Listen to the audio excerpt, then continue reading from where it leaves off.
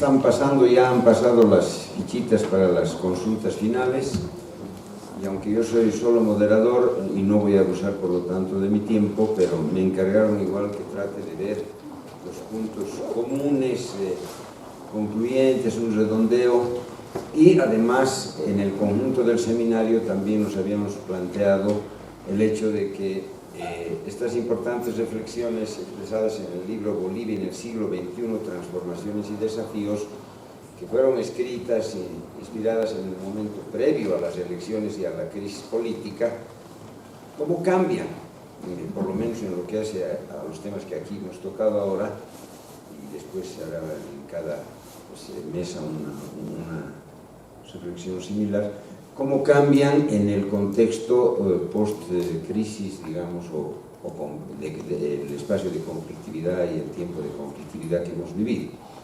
Son dos temas muy peleagudos que me tocan, digamos, porque los temas son complejos, importantes, prioritarios, todos, y buscarle un solo hilo común es complicado, pero a la vez este último tema del nuevo contexto también problematiza. Sin embargo, voy a ejercitar muy rápidamente dos cosas que estaban y están en la reflexión del CIDES y del libro, en esta parte, como común, ¿no? No es casual que en el CIDES haya ahora, en vez de un área de desarrollo rural sostenible, un área de transformaciones territoriales y ambientales, donde nos hemos impuesto un desafío no solo académico, sino también práctico, en el marco de la multi, la inter y la transdisciplina,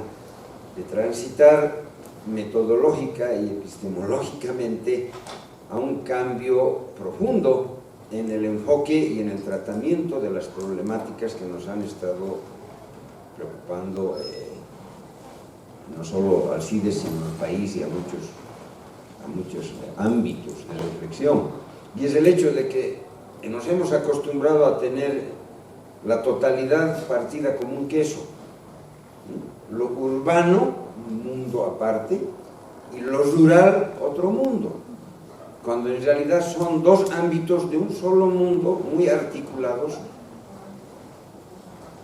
con flujos como la multiresidencia, la multiactividad, las migraciones, el intercambio de capitales, la circulación de mercancías, de personas, de productos, los intercambios y la producción intercultural. Es decir, es muy complicado, y era muy complicado, ya muy vetusto, como podríamos decir, tratar como un queso la situación, y los urbanistas, los arquitectos, los urbanólogos o lo que sea, tratando de ver lo urbano y nosotros tratando de ver el tema rural aparte. Entonces el cambio es fuerte, es un desafío que no es fácil, porque las estadísticas, la tradición analítica, etcétera, está hecha de la otra manera, y llegar a confluencias todavía cuesta, todavía son compartimentos medio estancos que se notarán también hasta en la propia exposición, ¿no es cierto? Todavía no se logra, y es muy difícil también el sistema de comunicación intercalada de esta nueva complejidad que emerge ahora de una manera muy importante. Entonces, el salto a una visión territorial de sistemas, de patrones de ocupación del territorio y de usos del suelo urbano y rural implica un salto metodológico, teórico que tenemos que dar. Decía yo que no voy a abusar porque además hemos comenzado tarde, y no se pueden tocar todos los temas. Por ejemplo, el tema de la biodiversidad, de la ecología, el tema ambiental, es un tema vital, está en el libro, su autor está aquí presente, pero tendría que ser otra exposición, y por suerte ese es un tema que está interpelando a la sociedad, aunque no está ni resuelto ni por resolverse en el mediano ni corto plazo, mucho menos. Es un problema vital, crucial, fundamental, pero hay un ambiente de mayor entendimiento de eso, y lo que falta es pasar a acciones. Y tenemos la cátedra Amazonía en el CIDES, donde también nos vamos a ocupar de verlo un poquito más con mayor delicadeza y vamos a interlocutar con el propio autor de ese tema acá. Ese era un paréntesis. Lo que yo quería era mostrar cuál es entonces, en esta mi participación, de buscar los elementos comunes para una participación tan importante como la que se ha dado en los tres casos.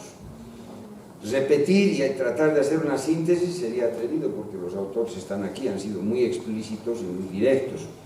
Yo diría que es esto lo que estoy diciendo, el tejido de una nueva mirada, de un nuevo enfoque teórico, metodológico, territorial, ambiental, de los tejidos culturales, societales, económicos, en el plano territorial y de las territorialidades, es el desafío y que está plasmado parceladamente todavía, ¿no es cierto?, pero que ese es el intento de nosotros y que pensamos que es un desafío del país para las políticas públicas, para la academia en lo que hace estudios e investigaciones.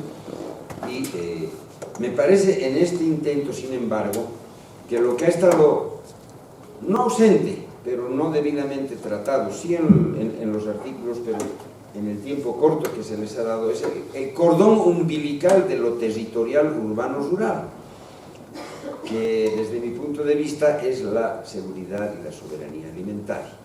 Es decir, para decirlo en sencillo, el uso del suelo rural se define en nuestro chairo urbano,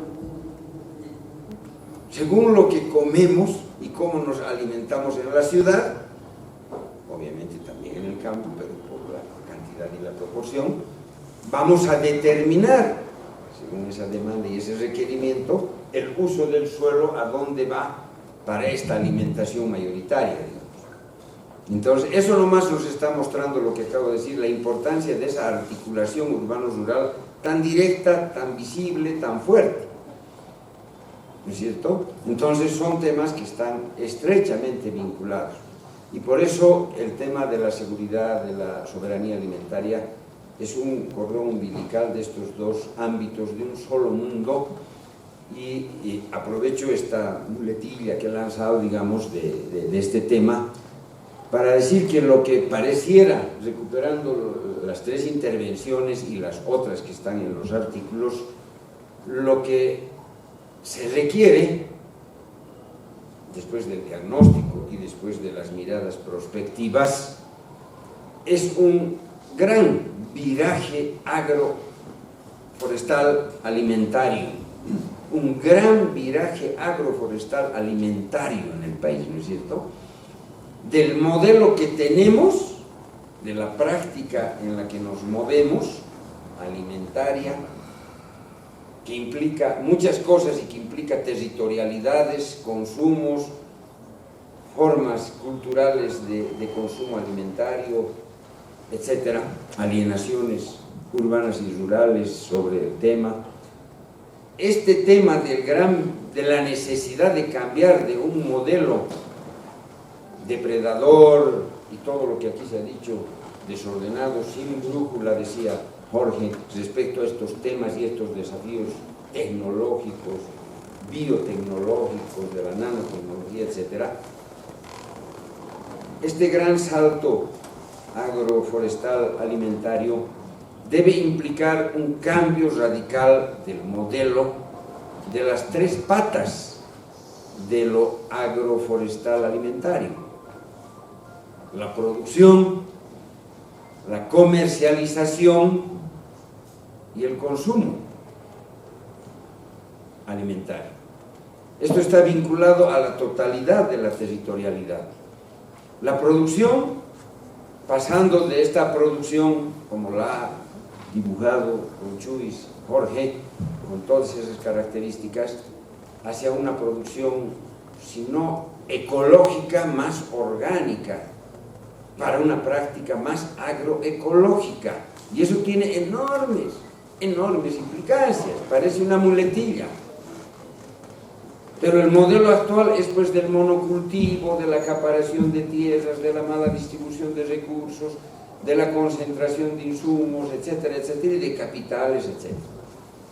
Y cuando hablamos de agroecología hablamos de agrobiodiversidad, de sujetos, de actores, campesinos, indígenas, empresariales, etcétera, y no de monocultivos que tienen una cierta lógica. Jorge nos ha hablado del paso que está dando el sector a nivel mundial, incluso ya donde la revolución verde ha quedado también atrás. La revolución verde ya no es útil ni para el salto tecnológico del sistema en su componente agroalimentario. Se ha pasado ya a otra fase de una revolución, cuarta, quinta revolución industrial, donde muy pronto, y Jorge también nos lo ilustró, no hoy sino en otras oportunidades, son las fotocopiadoras 3D las que van a producir alimentos en base a la sustancia, y eso se lo va a hacer en las ciudades. Esa es la tendencia que asusta, ¿verdad? Y eso implica ordenamientos territoriales, urbanos, rurales, distintos. Entonces, lo que quiero decir es la obligatoriedad que muestran las producciones intelectuales aquí plasmadas de un cambio de modelo agroalimentario en lo que hace a la producción, hacia la agroecología en la producción, la comercialización, que ya no puede ser en base a exportar o morir, ya que hay un debate también en el CIDES, es decir, vamos a seguir con la efervescencia exportadora, estamos todos de acuerdo de que ese es el nuevo rumbo. Sabemos que estamos en globalización, sabemos que hay que estar conectados, que no se trata de encerrarse, pero ¿qué lugar ocupa ese comercio exterior, esa globalización, esas exportaciones en lo agroalimentario? Hoy, donde el modelo implica que 4 transnacionales gobiernen lo que comemos, lo que producimos y lo que comerciamos en alimentos, estoy hablando, y en agropecuario. Me dirán que son 6, no 4. Por ahí van, entre insumos, propiedad intelectual y maquinaria, ¿no es cierto? Ya sabemos cuáles son, no vamos a repetir, ¿no es cierto? Hay movimientos globales contra este gobierno alimentario del mundo, del que solo cumplimos un rol, un lugar. Tenemos que salir de eso, no aislándonos, pero no entrando en la onda donde nos den el rol que ha sido expuesto. En comercialización es pues inaudito que vengan y que vayan alimentos de distancias siderales. No es entendible, no es lógico, solamente para una mentalidad totalmente globalizada y exportadora, de exportar o morir. No es posible que comamos papa holandesa, pero eres muy provinciano, sí, es que tengo papa aquí.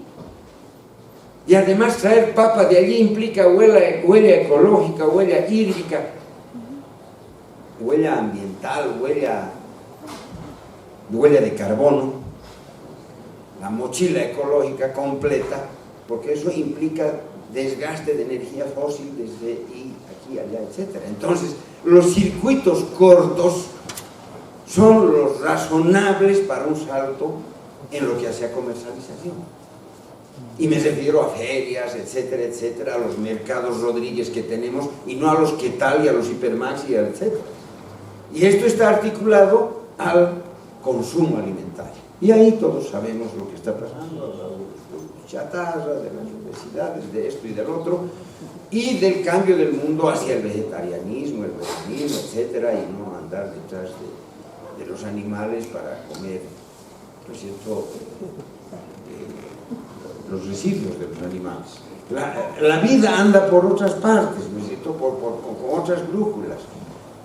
Y a nadie, hay segmentos que se oponen a comer cadáveres, y eso está llevando a una nueva cultura dietética, universal, etcétera, que también va a cambiar uso de producción, de distribución alimentaria. Entonces, cuando hablamos del gran viraje agroalimentario, tenemos que preguntarnos, y no estoy hablando de la CEPAL antigua, de sustitución de importaciones así, con esa metodología o esa visión, o de fortalecer solo mercado interno y no externo. No, todo tiene su lugar, pero también hay proporciones, y hoy estamos en el otro modelo, en el modelo del agronegocio, del monocultivo, tal como nos han expuesto. con repercusiones en el urbano tal y el uso del agua como se nos ha expuesto y con el menoscabo de las comunidades campesinas, rurales, etcétera, aunque han crecido en algunos aspectos en su rol y su lugar. Hoy predomina el modelo del agronegocio y el modelo cruceño de desarrollo, que es el que encabeza esto. El cambio, por lo tanto, de modelo agroalimentario implica cambio de sujetos, y aquí ya entra la política de la coyuntura, post-conflicto. Porque los problemas que se escriben acá son estructurales, no es que hayan cambiado porque ha habido elecciones, pero evidentemente el contexto ha cambiado y por lo tanto algunas cosas tendrán que cambiar y no podemos separar la economía de la política ahí, ni el sector agropecuario de los cambios políticos que han habido. Entonces, en la nueva metodología, ¿cómo insertar esta articulación urbano-rural en el gran viraje agroalimentario? Y cómo mirar la coyuntura política post-conflicto y post-elecciones hoy. Y eso está muy claro. Hoy tenemos ofertas políticas electorales del agronegocio, por lo menos en dos versiones, muy nítidas. El agronegocio tiene sus actores políticos y mucha gente va a votar por eso. Y detrás de eso está el antiguo modelo y su profundización, con más poder que antes. Para lo alternativo, Óscar nos ha hablado de lo alternativo, de la posibilidad constituyente de todo lo que se dio y cómo se desdibujó. Ni siquiera el anterior gobierno y el MAS representan ya la posibilidad de una alternativa, porque ya sabemos que eso fue una impostura que va a ser muy difícil de ser retomada en sus orígenes y en su sustancia. Ya no les creemos, ¿no es cierto? No es posible. Entonces, ni siquiera con esa posibilidad hay alternativas. Alternativas para el cambio agroalimentario en los hechos electoralmente no hay hoy, porque no las hemos construido. Desde mi punto de vista vamos a tener que acudir al mal menor porque va a ser más manejable para frenar los ímpetus del agronegocio, pero no porque en sí mismos ostenten o tengan una oferta agroecológica, ambiental, anti-extractivista, etcétera, etcétera. Va a ser difícil, y porque es difícil hacerlo, pero porque el escenario político no nos ha dado alternativas que vayan a recuperar lo que Óscar nos ha mostrado como una posibilidad, cierto, un momento que se desdibujó. Entonces estamos en una encrucijada, pero tenemos que optar en una nueva visión territorial y ambiental por mantener el modelo depredador en curso a la cabeza de un modelo y de unos sujetos. Y no estoy hablando de liquidar la empresa privada, ni que no tengan un lugar en la acumulación de capital. Estoy hablando de conducir y de manejar y de bañar de sus colores al conjunto de la formación social boliviana tras de sus intereses. Y eso creo que no se debía permitir. Y eso, por suerte, tiene huellas en el libro que hemos mostrado. Ahí me quedo y pasaremos